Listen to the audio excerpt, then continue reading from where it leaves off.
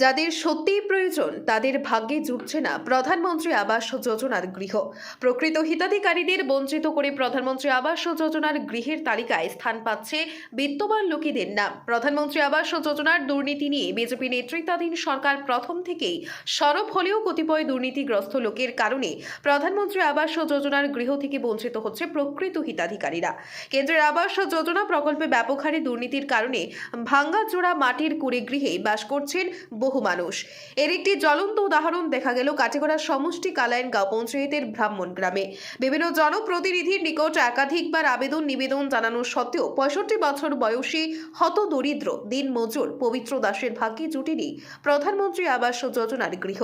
পবিত্র দাসের স্ত্রী অঞ্জনা দাস সংবাদ মাধ্যমের সামনে অভিযোগ করে বলেন, দাবি মতো উৎকোচ দিতে না পারায় বারবার আবেদন জানানো সত্ত্বেও তাদের ভাগ্যে জুটেনি প্রধানমন্ত্রী আবাস যোজনার গৃহ।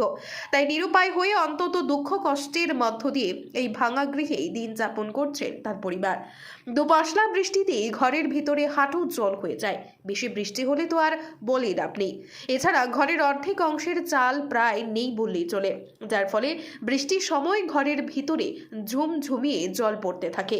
ভোটের পূর্বে অনেক জনপ্রতিনিধিরা সরকারি ঘর পাইয়ে দেওয়ার প্রতিশ্রুতি দিলেও ভোটে জেতার পর এদের কাছ থেকে আর কোনো সাহায্য পাওয়া যায়নি বলে অভিযোগ করেন হতদরিদ্র অঞ্জনা দাস।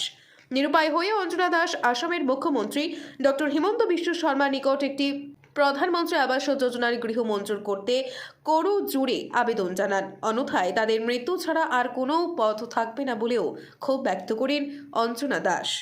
ব্যুরো রিপোর্ট, আজকের বরাক। অঞ্জনা দাস, ব্রাহ্মণগাঁও।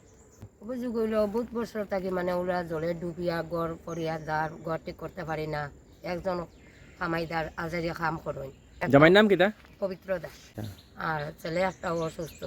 মেম্বার পঞ্চায়েত হইতে বহুত বছর থাকি আমি একটা গড়ও পাই না, কিচ্ছু না। বৃষ্টি দিলে তো কোমর জলের মতন হয়ে যায়। আর এমনি যদি ফ্লাড হরে তো আর গড় টুলি লইয়া পর্যন্ত যায়, এই পর্যন্ত জল হয়ে যায়।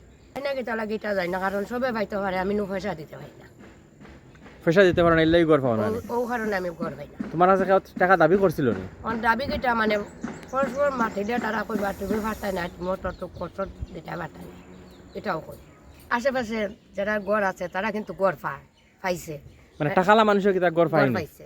আচ্ছা, কিন্তু আমার গড় পাইছি না। আমি পয়সা করি আমি খরচ করতাম পারতাম না, গড় পাইছি না। কিন্তু মুখ্যমন্ত্রী জানি গড় সব দিয়ে দিছে, কিন্তু আমার সব গরিব বেড়ে দিছে, সব গরিব বেড়ে দিছে, কিন্তু আমরা ভাগ্যে জুটিছে না।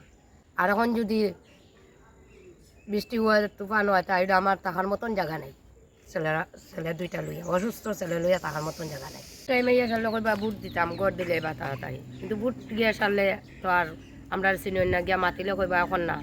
বুটের আগে কইন গড় দিবা? বুটের আগে কইন গড় দিলে আমি এবার গড় পাইলেই ভাই আমরা গেলে গিয়ে প্রতিশ্রুতি দেন। হ্যাঁ, আর বুট শেষার পরে গিয়া সারলে কইবা, কইয়া সারলে তারা যখন বুটো পাস করিয়া বই গেলা গড় দিত কইবা, কইয়া সারলে তারা কইবা এখন এটা সময় নাই, তা মাতিও না। তারও গিয়া যেন একটা কথা কইতা, তারা সময় থাকে না, তারা চিনুন না।